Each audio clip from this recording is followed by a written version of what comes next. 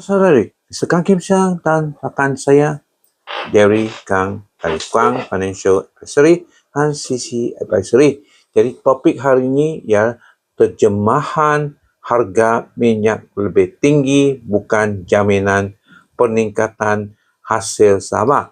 Jadi membentangkan angka di Dewan Timbalan Menteri Kewangan Datuk Muhammad Ishak Ayub Aman berkata, ya, harga minyak mentah Brent melonjak daripada AS71 setong pada Februari 2026 kepada AS103 pada Mac 2026, iaitu peningkatan kira-kira 45.5% sebelum meningkatan lagi kepada AS106 pada 24 April 2026.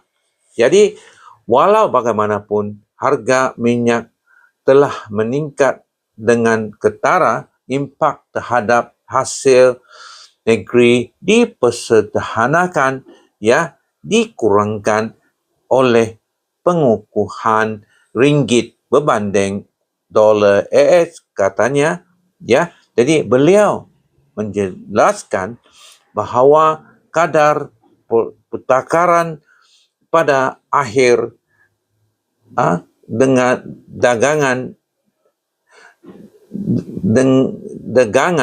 24 April berada pada RM3.97, ya, yang mengurangkan nilai jualan minyak apabila ditukarkan kepada ringgit, ya. Jadi sampai sini saya jemput Jerry untuk mengulaskan sedikit tentang hal ini. Jerry, dipersilakan.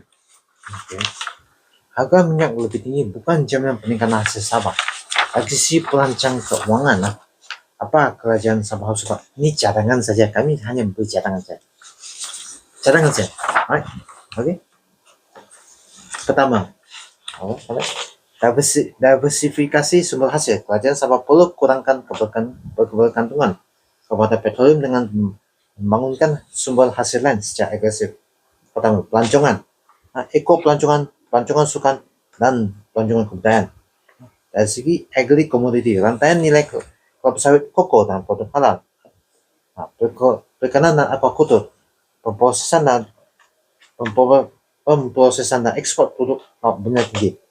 Ekonomi digital, zon pelaburan teknologi dan pusat kota. Berkukuh nilai fiskal, bina tabung simpanan khas untuk simpan lebihan hasil semasa harga minyak tinggi. Kurangkan hutang negeri dan tanggungan luar jangka. Okay. Tingkatkan kecekapan pelanjaan dari segi audit projek yang tiap memberi pulangan. Okay.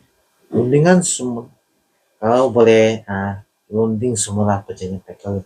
Semoga GRS, Gabungan Rakyat Sabah, berjaya membuat rundingan semula dengan kerajaan persekutuan. Okay.